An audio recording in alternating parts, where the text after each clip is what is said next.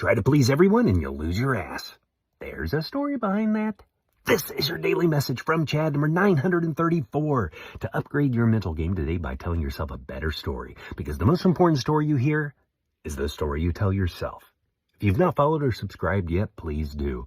This message is dedicated to the irrepressible Caleb Austell. Here's the upgrade. Approval is draining and distracting, but upgraded thinking puts your best energy into just taking action. Here's the story.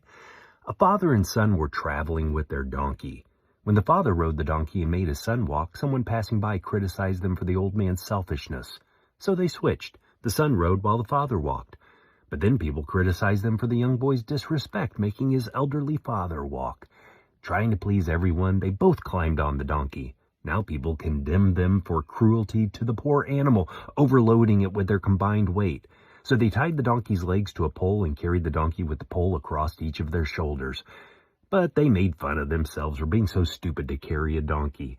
Finally, they both got off and walked alongside the donkey. Even then, people mocked them as fools for not riding a perfectly fine beast of burden. The frustrated pair eventually decided to throw the donkey off a bridge. The moral of the story? Try to please everyone and you'll lose your ass. Criticism is inevitable, no matter what path you choose. So rather than being paralyzed by the fear of judgment, you should just focus on doing what you believe is right.